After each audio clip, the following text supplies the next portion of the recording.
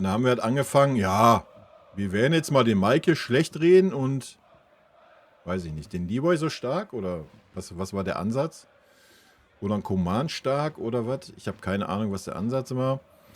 Und daraufhin hatte ich mir dann halt mal die Werte in der Bundesliga angeguckt.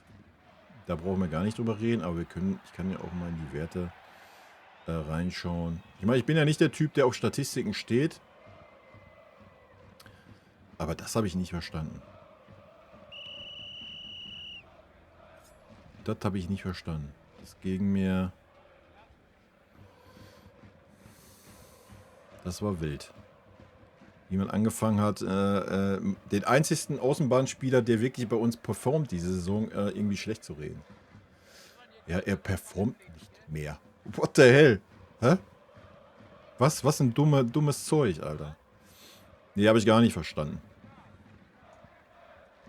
Aber ist ja schön, wir haben doch hier auf der Bayern-Seite, guck mal. Ist doch geil.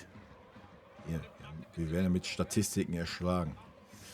Michael, Spiele 14, Tore 5, Vorlagen 4, Einwechslung 3, Auswechslung 10, was eine Katastrophe ist.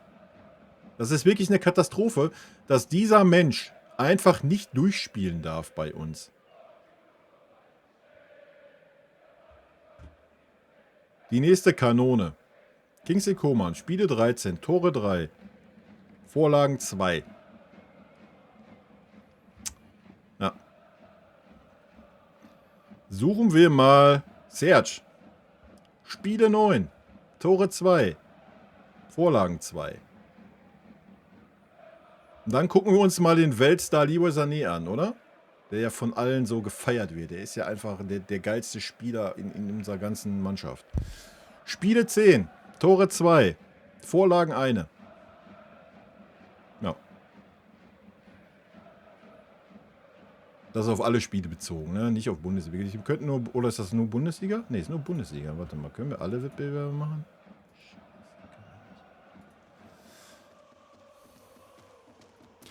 Können wir mal Champions League. Da ist der Leroy bestimmt vorne, oder? In der Champions League. Weil Leroy ist doch ein Champions League-Spieler. Spiele 6, Tore 1. Vorlagen keine. Schon nicht so schlecht, oder? Denke, oder? Michael, Spiele 6, Tore 4. Vorlagen eine. Wild, oder? Wir müssen natürlich jetzt die Spielzeit sehen, weil Leroy wurde ja oft eingewechselt und Michael ausgewechselt. Ja? Aber es geht ja hierbei jetzt nicht um die Argumentation für oder pro Leroy, sondern um die Argumentation, dass Michael ja auf einmal so ein schwacher Spieler ist, den der FC Bayern da hat auf der Außenbahn. Sollen wir uns die anderen Experten auch noch angucken? Den Serge zum Beispiel, 5 Spiele, eine Vorlage in der Champions League. Und dann haben wir noch King mit 4 Spielen, kein Tor und keine Vorlage. Ja. Beweisführung abgeschlossen, oder? Traurig, dass man sich sowas angucken muss. Ich meine, allein nur, wenn du die Noten anschaust, wenn du einfach mal den Spielstil anschaust, können wir ja über jeden diskutieren in unserer Mannschaft, aber doch nicht über Michael Olise, Alter. Ja? Weil das ist der einzigste Spieler, der wirklich auch das 1:1 nimmt und nicht immer abbricht, der sich nicht den Ball noch 3-mal auf den anderen Fuß legt, auch wenn er 8 Meter vorm Tor steht, wie Leroy Sané. Das ist ein Spieler, der den Ball einfach mal direkt weiterspielt, anstatt ihn noch anzunehmen und erstmal 10 Sekunden zu gucken. Das ist ein Spieler, der den Ball auch mal direkt steil auf dem Harry Kane spielt. Das ist ein Spieler, der fast immer den besser postierten Spieler sieht und er ist ein Spieler, der einen guten Schuss hat. Ja? Und das zeigt er auf einem sehr konstanten Level bei uns. Ja, wenn man das mal im Vergleich zu den anderen 3 Flügelspieler bei uns sieht. Und dann wird daraus angefangen zu diskutieren, ja, der Michael, ne, der ist ja gar nicht mehr gut. Ne? Da fehlt ja das letzte Quäntchen fehlt, oder was? Aber Leroy kriegt eine Note, was weiß ich, 2 oder was? Für irgendein Kackspiel, wo er wieder 20.000 Chancen versiebt.